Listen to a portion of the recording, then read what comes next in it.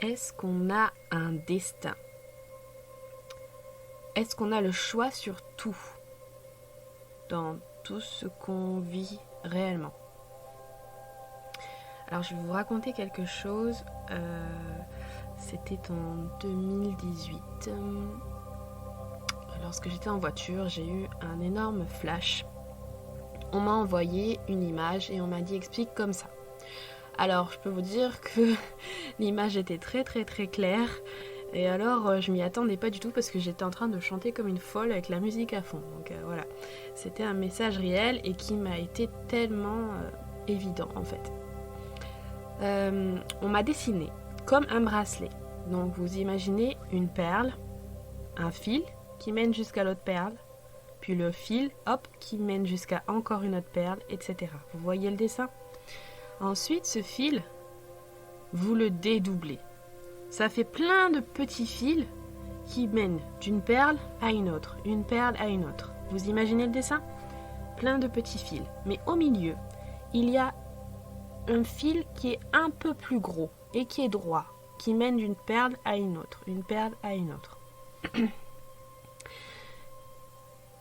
Et en fait, ce fil qui est droit serait ce que l'âme a comme pas décidé, mais s'est dit que vraiment c'est le chemin parfait, exactement parfait, celui qu'elle préférerait vivre par rapport à tout ce qu'elle a décidé de vivre dans cette vie-là. Mais comme un ordinateur, notre âme est alliée avec notre famille d'âme, a mis comme un plan, comme un itinéraire avec plusieurs possibilités. Donc tous les autres petits fils qui sont autour sont plein de petits chemins possibles, mais qui sont déjà écrits et choisis par l'âme en fait. Donc dans un sens, tout a été choisi puisque ça a été choisi par l'âme. Mais donc on a le choix. On a le choix d'emprunter différentes voies, mais il y a certaines choses où on n'a pas le choix. Et c'est obligé, on est obligé de les vivre. C'est les grosses perles. C'est les perles. Imaginez quand vous mettez votre GPS. Votre GPS va vous calculer le meilleur chemin. Mais il arrive des fois, comme moi, où on se trompe. On prend une mauvaise voie ou une voie à droite, une voie à gauche, hop, on fait demi-tour ou peu importe, ça nous recalcule à notre chemin. Et bien en fait, c'est un peu ça. C'est-à-dire que par exemple, la première perle sera notre naissance et la façon dont on veut naître, nos parents, etc. Pof, première perle.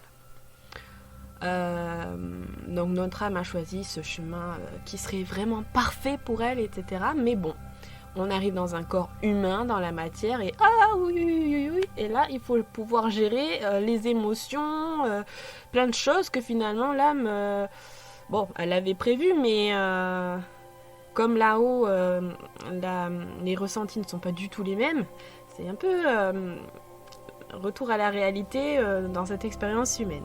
Donc là, il faut en fait, ça va être, on va emprunter le chemin, alors soit le chemin que l'âme a vraiment choisi, donc c'est un peu ça quand on dit c'est votre chemin de vie, en fait c'est ce que l'âme a, le chemin que l'âme a vraiment choisi, celui qu'elle préférerait vraiment, mais après voilà, il y en a d'autres. Il y en a des plus boueux jusqu'aux plus merveilleux, encore plus beaux, voilà, ça dépend vraiment. Et donc, selon notre vibration, parce qu'on est vibration, selon comment on va gérer les émotions, etc., on va soit suivre la voie de l'âme, le chemin qu'elle a vraiment choisi, qui est pour elle le mieux, soit on va dévier à droite, à gauche, selon nos émotions, selon comment on arrive à comprendre les choses, à ressentir comment est notre vibration en fait. Et donc on peut dévier à droite, mais à un moment donné, on peut très bien, notre vibration d'un coup, paf, parce qu'on a une prise de conscience, paf, on revient sur le chemin. Et puis après, on peut dévier à gauche. Voilà, c'est tout un... Mais si on suit son cœur, si on suit son âme, j'ai constaté dans mon évolution qu'on est toujours sur la voie, la meilleure des voies, celle que l'âme a choisie avant de venir sur Terre et qui c'est la voie où elle s'est dit que vraiment c'était la meilleure pour elle. Donc comme je vous ai dit, on est tous vibration, tout est une question de fréquence en fait. C'est pour ça que quand on dit vibrer la positivité, parce que comme ça vous recevrez du positif, et c'est vrai. Et si vous vibrez trop négatif, vous recevrez du négatif, du coup vous emprunterez un chemin qui est plus boueux. Alors aucun des chemins n'est mauvais, c'est juste, puisque de toute façon tout a été choisi par l'âme.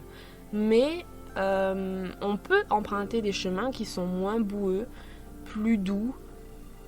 Voilà, mais si on prend un chemin boueux, c'était nécessaire par rapport à ce qu'on avait à apprendre, par rapport à ce que, sur le moment, comment on captait nos émotions, etc. C'est qu'on n'était pas prêt en fait à vivre les autres petits chemins. Donc c'est pour ça que c'est bien, vraiment bien de travailler sur soi, pour pouvoir monter en vibration.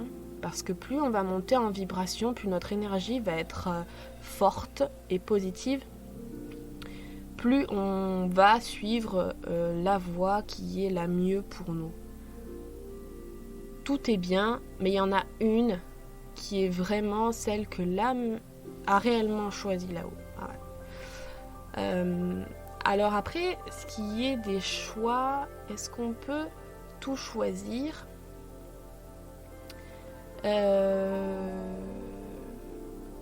Ou alors il y a des fois il y a des gens qui disent oui mais moi je choisis des choses mais ça marche pas, etc. Alors je vais vous dire une chose, pour moi quand ça marche pas et que vous essayez plein de fois et que vous êtes de bonne volonté, c'est que c'est juste une question d'énergie, c'est que votre énergie n'est pas assez haute, et pour ça il faut travailler sur vous pour pouvoir monter votre énergie, votre fréquence vibratoire.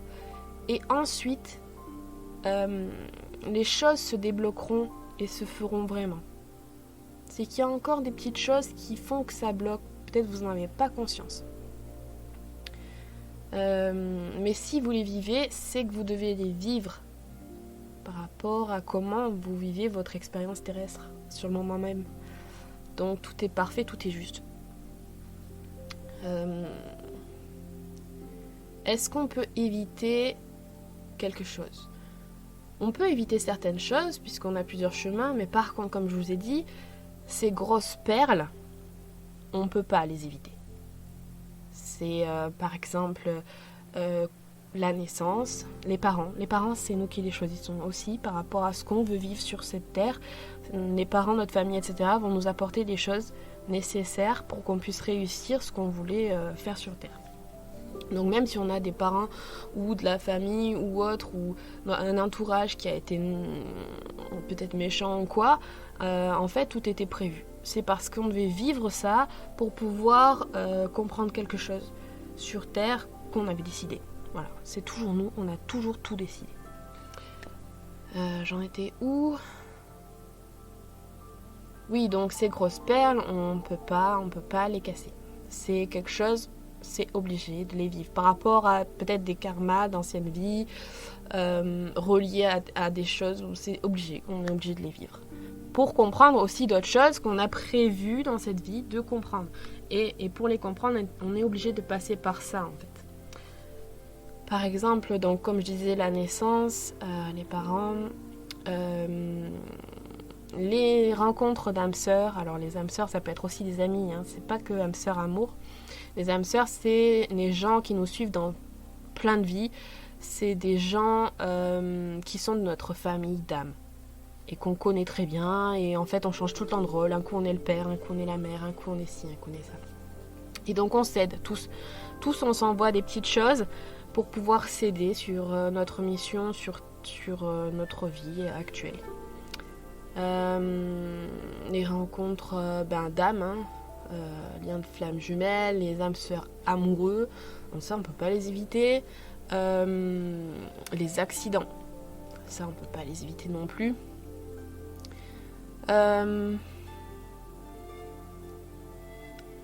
Les maladies. Alors ça, je saurais pas dire si ça fait partie d'une grosse perle ou pas.